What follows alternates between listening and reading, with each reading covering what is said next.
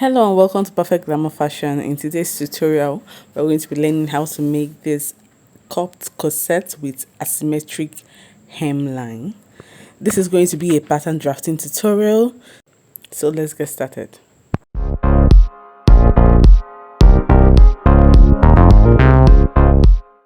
Now the first thing to do is to fold your pattern paper.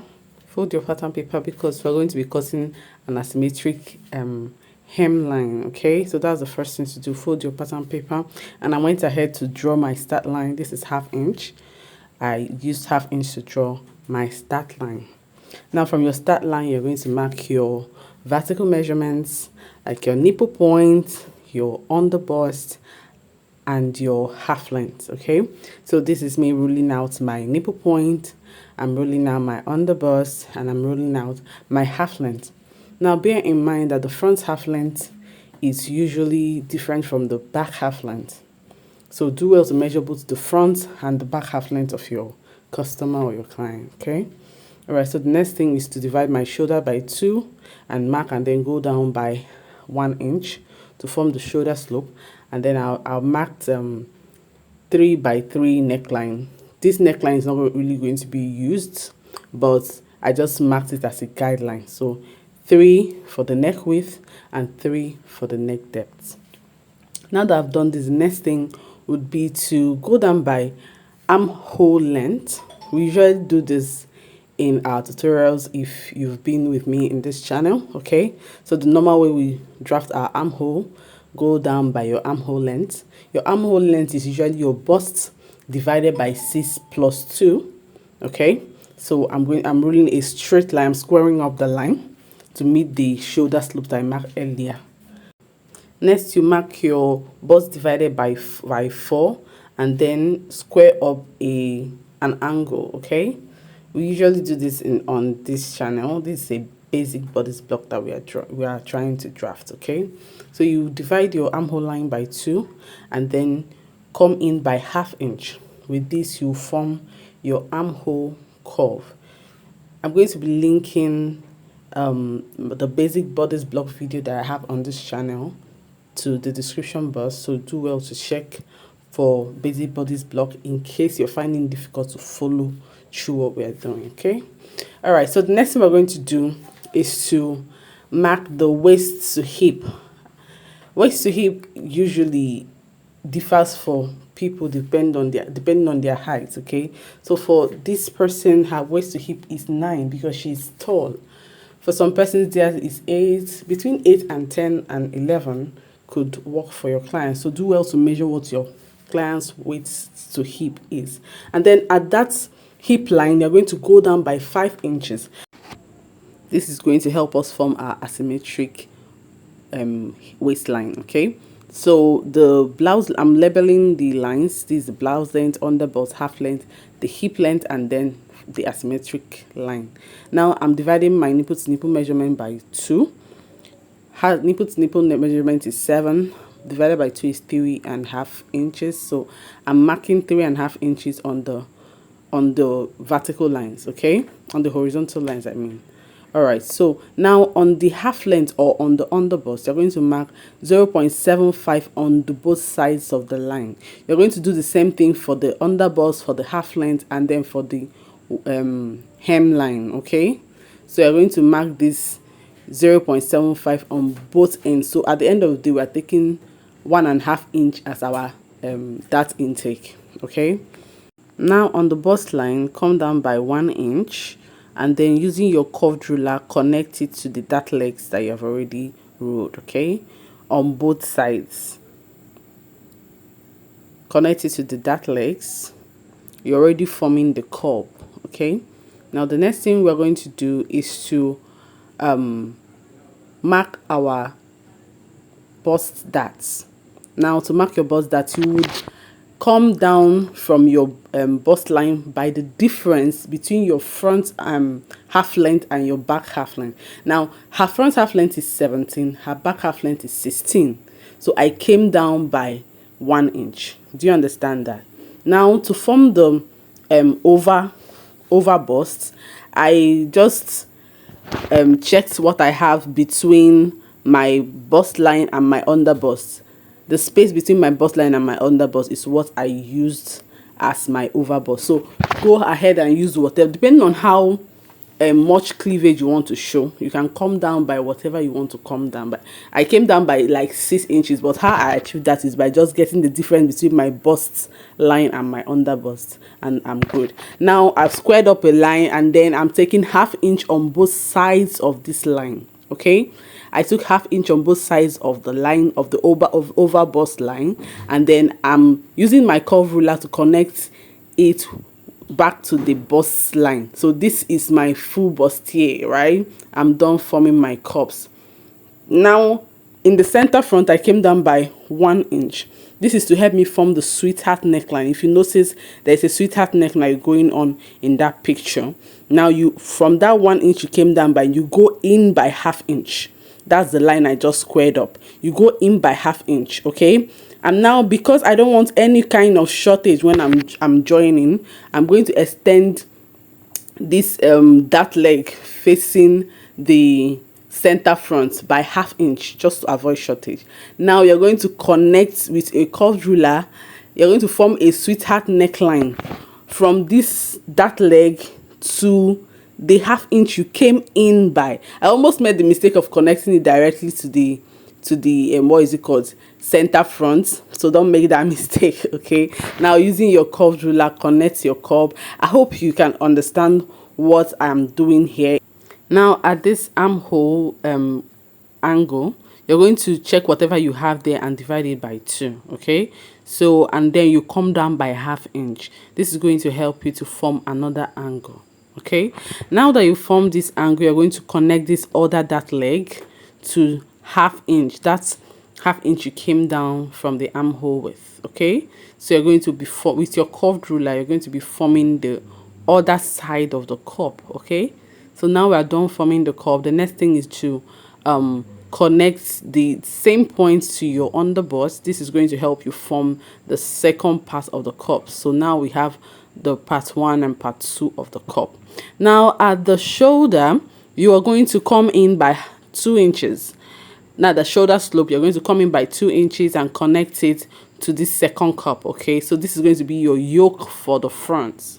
Okay, now on the half length, you're going to come in by your waist divided by 4 plus your dart intake. Okay, don't forget to add your dart intake. And for the hip, you mark your hip divided by 4 plus your dart intake. Okay, so we are going to do the same thing for the hemline.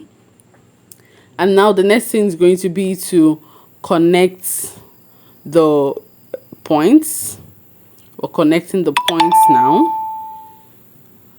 I'm going to connect the half length to the hip with a curved ruler. Okay, I love connecting with the curved ruler. Now if you observe, you will see in the picture that the hip, there is room in the hip. There is the hip is somewhat free. Okay, so to increase the size of the hip, you're going to come out by 2 inches. Okay, so this 2 inches is going to give room and give that curvy look and effect. Okay, you're going to come out by 2 inches on the hip line and on the hemline. Okay, so you're going to connect this to the half length. 2 inches connect to the half length, and then square up the points to the hemline. I'm so sorry you can't see the hemline. I didn't know my camera wasn't capturing that part again. Okay, so I'd already cut open the bust line, the bust darts, and then I'm also going to be cutting open this French darts. Okay, so I'm going to cut open this darts also, and then I'm going to be closing the bust darts. Okay, so now that I've closed the bust darts, when I close the bust dart, you're going to notice that the lines are no longer aligned. Okay, you're going to notice that the lines are no longer aligned. So you're going to bring back your ruler and readjust the lines, especially for the bust points, the side, and then the cup, the second cup. Make sure you readjust the line to fit properly. Okay, so the next thing we're going to do is to take out the inches I want to snatch.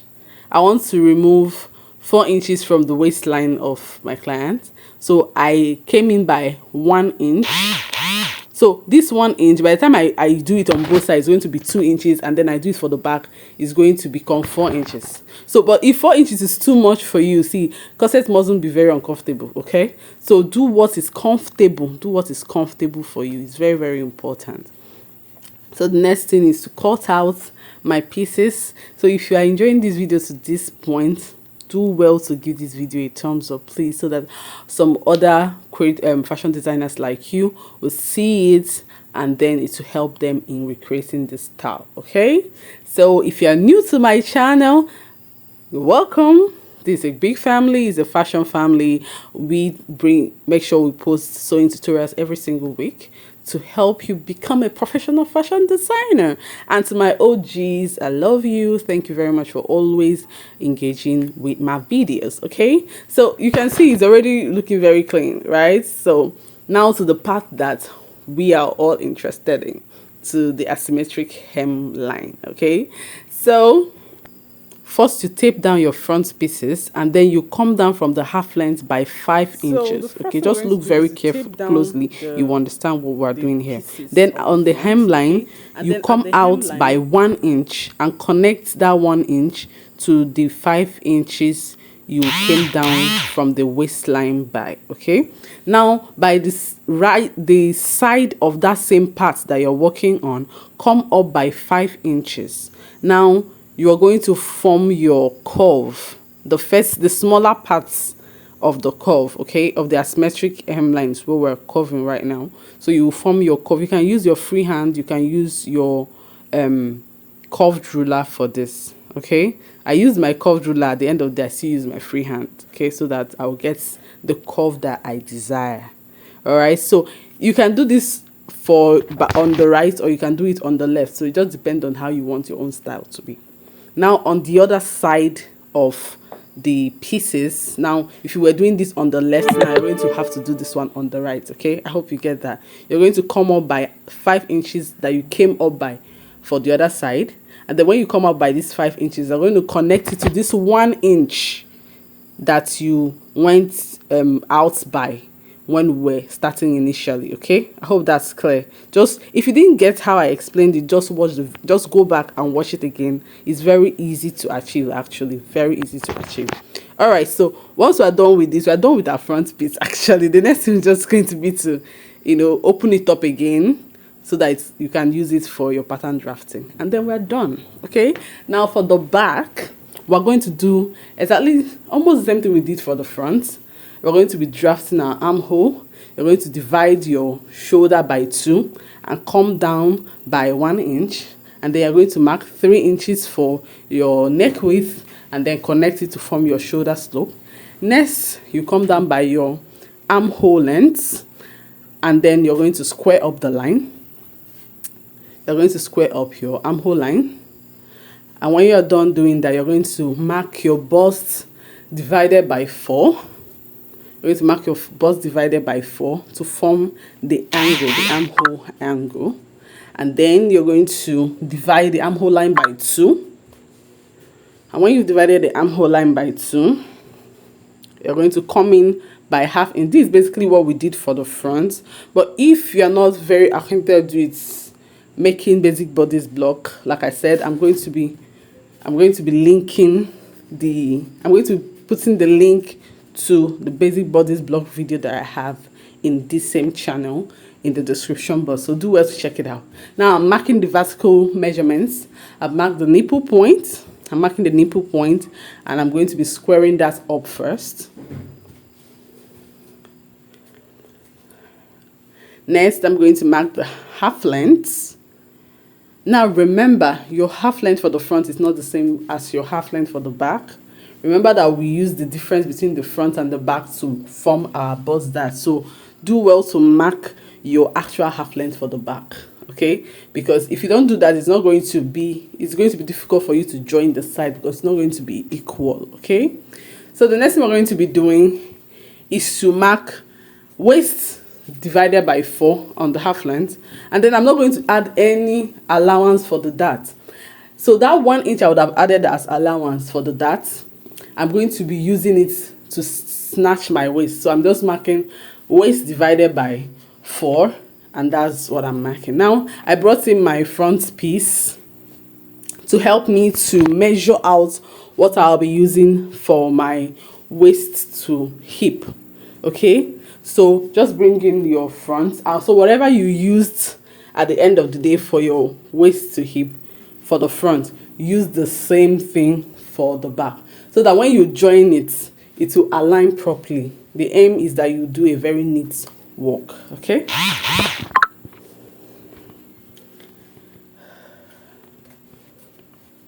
so now that I'm done with that, I'm just going to square up my waist, my hip line. Sorry, I'm going to square up my hip line. And so on that hip line, I'm going to mark my hip divided by 4.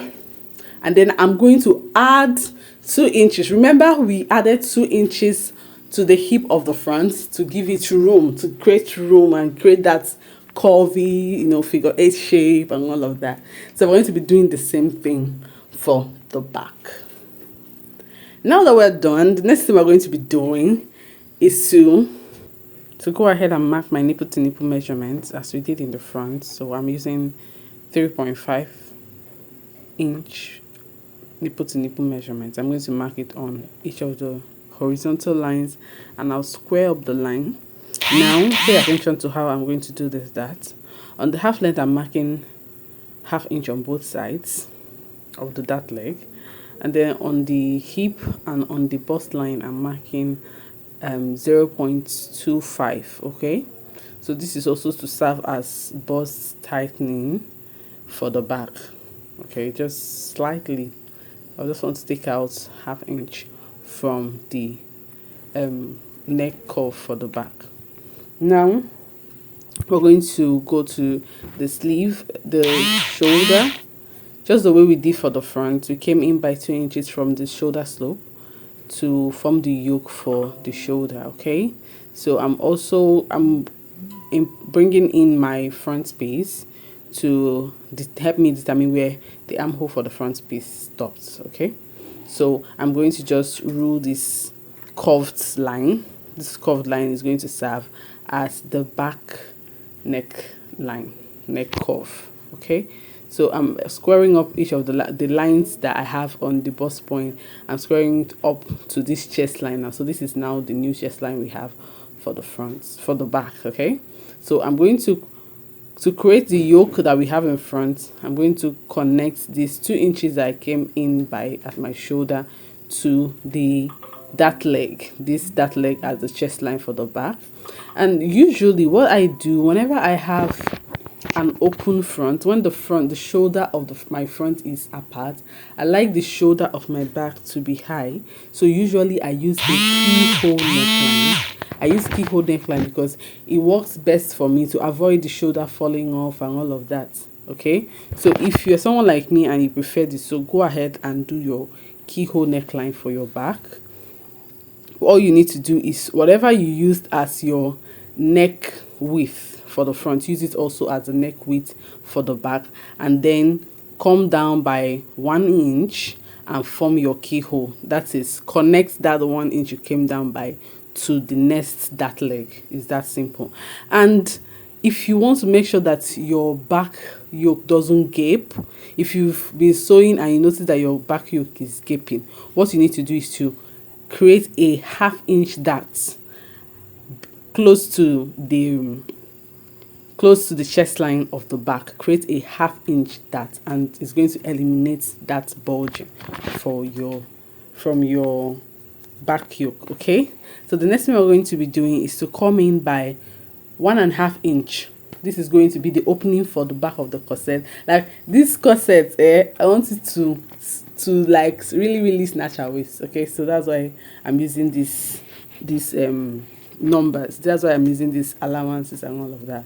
So if you're someone that is interested in making sure that your corset snatch very well, okay, so go ahead and use 1.5 inch as your corset opening for the back.